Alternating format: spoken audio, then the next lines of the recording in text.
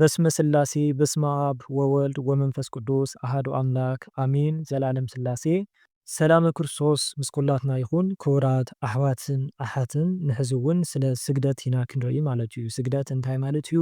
ዓይነታት ስግደት ክንደዮም? ናይ ኣሰጋግዳ ዓይነታት ኸ ክንደዮም? ከምኡውን ጥቕሚ ናይ ስግደት ወይ ከዓ ናይ ኣምልኮ ስግደት ጥቕምታት እንታይ እንታይ እዮም? ኣፅዒብና ከዓ ዘይንሰግደሎም መዓልትታት ኣየኖት እዮም ዝብል እውን ክንርኢ ኢና። ኣብ መወዳእታ እውን እንታይ እናበልኩ እየ ክሰግድ ዘለኒ ዝብል ክንርኢ ኢና ማለት እዩ። ከም ናይ ኣምላኽ ፍቓድ እስካብ መወዳእታ ከዓ ምሳይ ንኽትፀንሑ ብትሕትና ኣሓትት። እሺ እሞ ስግደት ማለት በቲ መዝገበ ቃላዊ ወይ ከዓ ዓውዳዊ ፍትሑ ምንብርካኽ፣ ምድፋእ፣ ብግንባር ምውዳእ ዝብል ፍታሕ የልዎ ማለት እዩ። በቲ ኣገባብ በቲ መንፈሳዊ ፍታሕ ከዓ ኣምልኮት መስዋእቲ እዩ። ንኣብነት ከምቲ ናብ ቤተ ክርስቲያን መባእ ንህብ ከም ዕጣን፣ ጥዋፍ፣ ሽምዓ መባእ ንህብ ከምኡ መባእ ምሃብ ወይ መስዋእቲ ምቕራብ ማለት እዩ ስግደት ክንብል ከለና፣ ወይ እውን ክብሪ ንዝግብኦ ክብሪ ምሃብ ክንብሎ ንኽእል ማለት እዩ። ናይ ኣሰጋግዳ ዓይነታት ንብሎም ከዓ ሰለስተ ኣለዉ። እቲ ቀዳማይ እማሄ ወይ ከዓ ኣድንኖ ንብሎ ማለት እዩ። እዚ ከዓ ካብ ክሳድካ ዝንብል ኣቢልካ ምስ ሰላም ክንብሎ ንኽእል ማለት እዩ። ንኣብነት ቤተክርስትያን ክንሓልፍ ከለና ብጥቓ ቤተክርስትያን ክንሓልፍ ከለና ወይ እውን ኣብ ታክሲ ኮይንና ቤተክርስትያን ክንርኢ ከለና እንቕርቦ ዓይነት ሰላምታ ድንን እንብሎ ብክሳድና ማለት እዩ። ካልእ እውን ኣብ መወዳእታ ኣብ ቅዳሴ ኣድንኑ ኣርእስቲክሙ ክበሃል ከሎ ክሳድና ኣድንን ነብሎ ከምኡ ዓይነት ማለት እዩ። እማሄ ወይ ከዓ ኣድንኖ። ካልኣይ ኣስተብርኮ እዩ ወይ እውን ምንብርካኽ ማለት እዩ። እዚ ከዓ ተንበርኪክካ ምልዓል ማለት እዩ። ክሳድካ ናብ መሬት ዘየጥዕምካ። ካልእ ምስ ኣስተብርኮ ኣብነት ክኾነና ዝኽእል ተንበርኪክካ ጸሎት ምግባር እውን ከም ኣስተብርኮ እዩ ዝምደብ ማለት እዩ።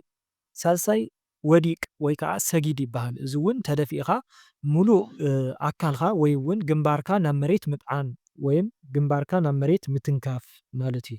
ናይ ስግደት ዓይነታት ከዓ ሰለስተ እዮም። ቀዳማይ ናይ ኣምልኮት ስግደት እዩ። ናይ ኣምልኮት ስግደት ማለት ናይ ስጋን ናይ ነፍስን ጎይታ ንስኻ ኢኻ ኢልና ንኣምላኽ ንእግዚኣብሔር ጥራይ እነቕርቦ፣ ንኣጋእዝተ ዓለም ቅድስት ሥላሴ ንመድኃኔ ዓለም ጥራይ እነቕርቦ ዓይነት ስግደት እዩ ማለት እዩ።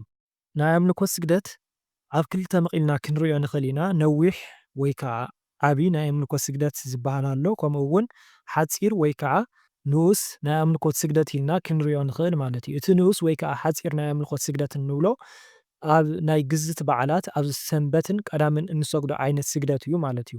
ንኣብነት እዚ ከዓ 28 ክኸውን ይኽእል በዝሑ 41 እውን ክኸውን ይኽእል ማለት እዩ። 28 ምዃኑ ብናይ ቅዱስ ኣማኑኤል በዓል ተምሳሌት እዩ። 41 ከዓ ጎይታ ዝተገረፎ ማለት እዩ።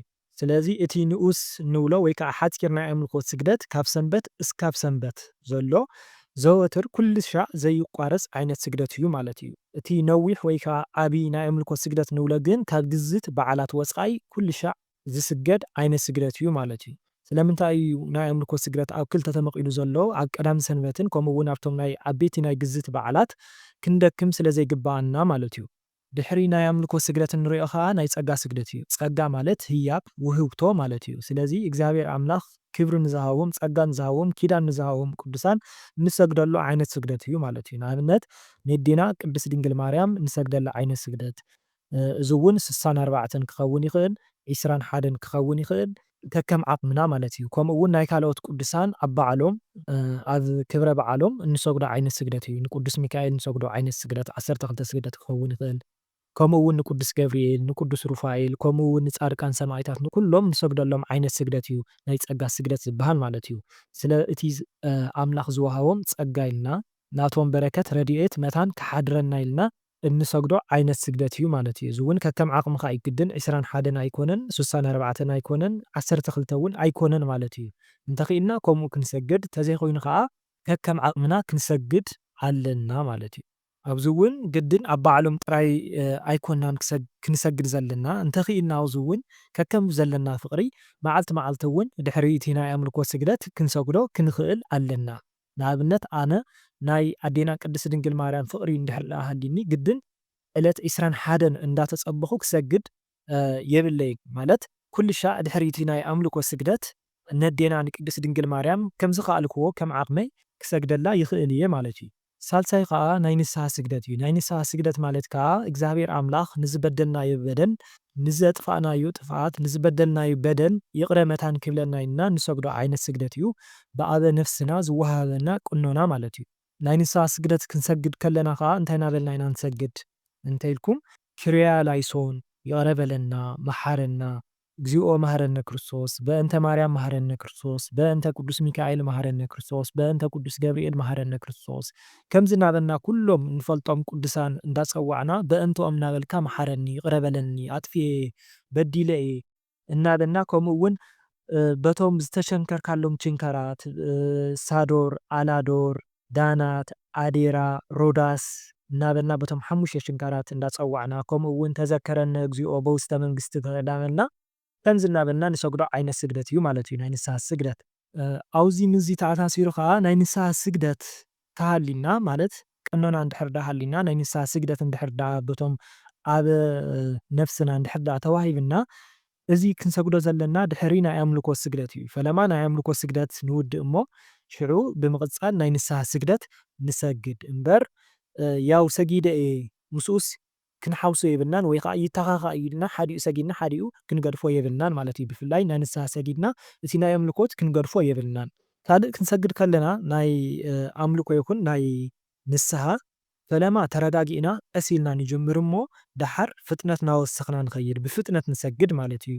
ስለምንታይ እዩ ቀስ ኢልና ክንውድእ እንተፈቲና ርኩሳት መናፍስ እናመፁ ዝኾነ ሕሽኹ እናበሉ ናብ ካሊእ ሓሳባት ናብ ዘይድሊ ነገራት ክንከይድ ኢና ማለት እዩ። ቀስ ኢልና እንድሕር ንሰግድ ኮይንና ብጣዕሚ ንፈጥን እንድሕር ዳኣ ኮይንና ከዓ ቀልጢፍና ክንደክም ኢና ማለት እዩ። ስለዚ ብማእኸላይ ከምቲ ዝብለኩም ዘለኹ ዝተወሰነ ቀስ እናበልና ተረጋጊዕና ንሰግድ እሞ ካብኡ ፍጥነት እንዳወሰኽና ንኸይድ ማለት እዩ። ካልእ እውን ናይ ኢድና ኣወዳድቓ ማለት ኣብ ኢድና ናብ መሬት ክነተንክፎ ከለና ከመይ ክኸውን ዘለዎ ከምዚ ብኩርኩሚት ነገር ሓቂ ኣሎ ብኸምኡ ዓይነት ኢና ክንዕልዎ ዘለና። እዚ ከዓ ንጎይታና ኣምላኽና ሎቱ ስብሐት ንስመ ኣፀዋውዑ ክብሪ ምስጋና ይኩን እሞ ብኩርኩሚት ገይሮም ኣይሁዳውያን እዞም ሰገራተ ሰጲራ ወይ ከዓ ወታደራት ከም ዝሳለቕሉ ዝነበሩ እናኾርኮሙ ዝፃወትሉ ከም ዝነበሩ ከምኡ ናቱ ተምሳሌት እዩ።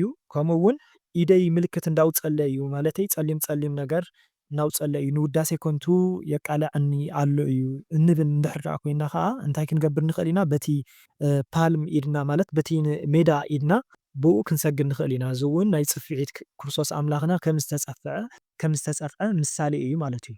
ምዝ እውን ኣተሓሒዝና ኢድና ከዓ ናይ ኣምልኮት ብፍላይ እንድሕር ዳኣ ኮይኑ ኢድና ከምቲ ናይ ምርኮኛ ኣሎ ሓቂ ምርኮኛ ከምዚ ኢድና ኣደኖ ከመይ ኢለ ብድምፂ ስለዝኾነ ከመይ ኢለ ከረደኩም ከተሓዘልኩም እየ ብቲ ምስሊ ከምኡ ክንገብሮ ኣለና ማለት እዩ። ኢድና ከምቲ ዝተማረኽና እዚ ከዓ ትርጉም ኣለዎ ንእግዚኣብሔር ኣምላኽና ምርኮኛታት ከም ዝኾንና ከም ንእዘዞ ዝብል ትርጉም ኣለዎ ማለት እዩ። ካልእ እውን ሰጊድና ማለት ግንባርና መሬት ክነተንክፎ ከለና ኣብቲ መሬት ስእለ ድህኖ ጌርና ተትንሰግድ ይሓይሽ ማለት እዩ። እዚ ከዓ ላምኔትድ ዝኾነ ማለት በቲ ረሃፅና እቲ ስእለ ድህኖ መታን ከይበላሾ ላምኔትድ ዝኾነት ስእለ ድህኖ ንእሽተይ ዋላ እውን ንእሽተይ ስእለ ድህኖ ኣብቲ መሬት ጌርና ተኽኢልና ናይ ቅዱስ ሚካኤል ናይ ዝደለናዮ ስእለ ድህኖ ጌርና ክንሰግድ ከለና እቲ ግንባርና ኣብቲ ስእሊ ኣድህኖ ክዓልብ ክኽእል ኣለዎ ከምኡ ይሓይሽ ማለት እዩ።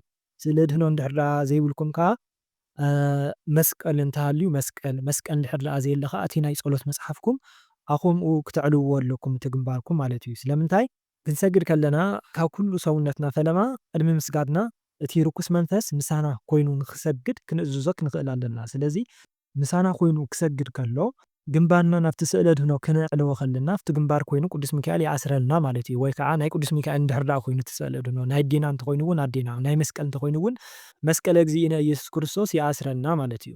እና ከምዚ ዓይነት ጥቕሚ ስለ ዘለዎ ካብ ኣብ መሬት ተዕልብዎ እቲ ግንባርኩም ኣብ ስእለ ድህኖ ኣብ ናይ ፀሎት መፅሓፍ ኣብ መስቀል ምዕላብ ይሓይሽ ይምረስ ማለት እዩ። ካልእ እውን ክንደይ እዩ ዝስገድ ናይ ኣምልኮት ስግደት ክንደይ እዩ ዝስገድ ንዝብል ከዓ እዚ እውን ከከም ዓቕምኻ እዩ ከከም ዘለና ዓቕሚ ከከም ዘለና ፀጋ ኢና ክንሰግድ ማለት እዩ። 41 ክንሰግድ ንኽእል ኢና። እዚ እውን ጎይታ ዝተገረፈሉ ቁፅሪ እዩ ማለት እዩ። ዋላ እውን 6666 እንተገረፍዎ ንሶም ግን ከም 41 ስለ ዝቆፀርዎ ብናይ ጎይታ ግርፋት ተምሳሌት 41 ክንሰግድ ንኽእል ኢና። 64 ብናይ ኣዴና ቅድስት ድንግል ማርያም ዕድመ ቁፅሪ 105 ናይ 41 ድምር ማለት እዩ። ከምኡ እውን 120 ብስድራ እግዚኣብሔር ወይ ከዓ ብስድራ ክርስቶስ ተምሳሌት ክንሰግድ ክንኽእል ኢና። እንተበርቲዕና ከዓ 200 300 400 በሻሕቲ እውን ክንሰግድ ንኽእል ኢና ከከም ዘለና ፀጋን ከከም ዘለና ዓቕምን ማለት እዩ። ጥቕምታት ኣምልኮ ስግደት ወይ ከዓ ጥቕምታት ስግደት ከዓ ቀዳማይ ካብ ፀላኢ ይስውር ማለት ብናይ እግዚኣብሔር ሓይሊ ካብ ፀላኢ ነምልጥ ማለት እዩ ወይ ከዓ ተምልጥ። ካልኣይ ናይ ዘለኣለም ክብሪ ዘውህብ እዩ፣ ብፅዕና ዘጓናፅፍ እዩ። ትሕት ኢልካ ዝሰገድካዮ ስግደት ክብሪ የጓናፅፈካ ማለት እዩ። ሳልሳይ ሰማያዊ መራኸቢ እዩ፣ መልሲ ንረኽበሉ እዩ ማለት እዩ። ሕንቂ ሕንቅሊተይ ዝኾነ ነገር ማለት ኣብ ሂወትና ሕንቂ ሕንቅሊተይ ዝኾነና ነገር ናቱ መልሲ ንረኽበሉ እዩ ማለት እዩ። ራብዓይ ምስጢር ዝግለፀልና እዩ፣ ይገልፅ።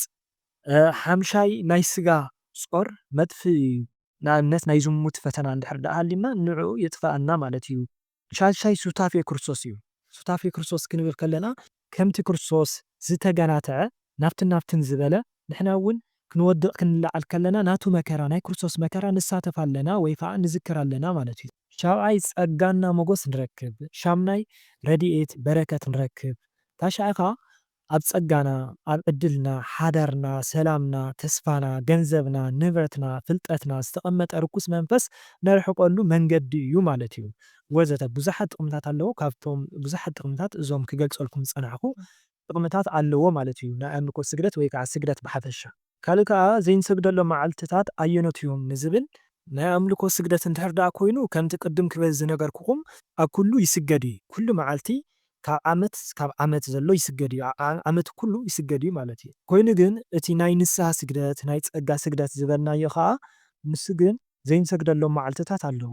ንኣብነት በዓለ ወልዲ ክኸውን ከሎ፣ በዓለ እግዚኣብሔር ዕለት 29 ማለት እዩ።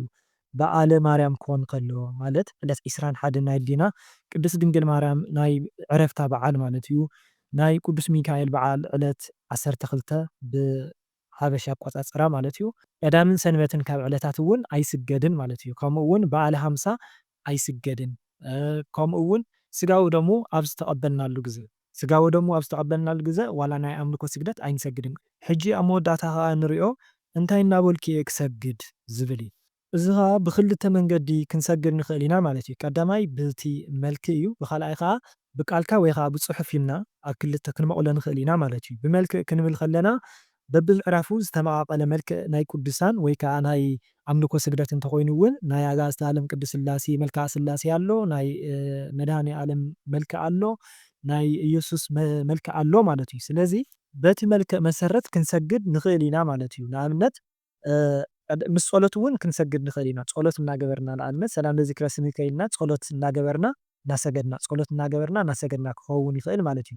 ካልኣይ ከዓ ጸሎትና ምስ ወዳእና ደድሕሪኡ ክንሰግድ ንኽእል ኢና ማለት እዩ። ለዝክረ ስምከ ክንብል ከሎ ሓንሳብ ንሰግድ፣ ከምኡ እውን ለስዕርተ ርእስከ ለርእስከ ለገጽከ እናበልና ለቀራንብቲከ እናበልና ንሰግድ ማለት እዩ። ሓንቲ ከምኡ እናበልና በብምዕራፉ ዝተመቓቐለ ስለ ዝኾነ እቲ መልክዕ ከምኡ በቲ ምዕራፍ ቁፅሪ ክንሰግድ ንኽእል ኢና ማለት እዩ።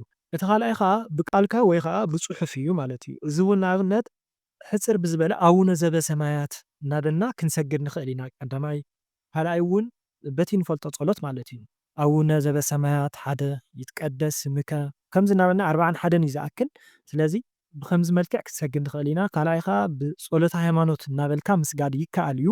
ሳልሳይ ከዓ ቅዱስ ኤልሻዳይ፣ ቅዱስ አዶናይ፣ ቅዱስ ያህዌ፣ ቅዱስ ጸባኦት፣ ቅዱስ ኢየሱስ፣ ቅዱስ ክርስቶስ፣ ቅዱስ አማኑኤል፣ ቅዱስ እብኖዲ፣ ቅዱስ ታኦስ፣ ቅዱስ ማስያስ፣ ቅዱስ ትስውጣ፣ ቅዱስ እግዚአብሔር፣ ቅዱስ ሃያል፣ ቅዱስ ህያው፣ ቅዱስ ማህያዊ፣ ቅዱስ መድኃኒ ዓለም፣ እሰግድ ለአብ፣ እሰግድ ለወልድ፣ እሰግድ ለመንፈስ ቅዱስ፣ ሃሌሉያ ለአብ፣ ሃሌሉያ ለወልድ፣ ሃሌሉያ ለመንፈስ ቅዱስ፣ ስብሐት ለአብ፣ ስብሐት ለወልድ፣ ስብሐት ለመንፈስ ቅዱስ፣ ምስጋና ለአብ፣ ምስጋና ለወልድ፣ ምስጋና ለመንፈስ ቅዱስ፣ አብ ፀሐይ ወልድ ፀሐይ ወመንፈስ ቅዱስ ፀሐይ፣ አብ እሳት ወልድ እሳት ወመንፈስ ቅዱስ እሳት። ከምዚ እናበልና ወይ ከዓ ከምቲ ኣተሓሒዘልኩም ዘለኹ ካብቲ ቪድዮ እናረኣኹም ክትሰግዱ ትኽእሉ ኢኹም ማለት እዩ። ስለዚ ሕፅር ብዝበለ ስለ ስግደት እዚ ይመስል ማለት እዩ። ነዚ መደብ እዚ ንከዳሊ ምክንያት ዝኾነትኒ ሓፍቲ ከዓ ከመስግና ፈቱ። ስለ ዝነበረና ሰዓት ኩሉ ናይ እግዚኣብሔር ኣምላኽና ሽሙ ይኽበር ይመስገን። ወስብሐት ለእግዚአብሔር።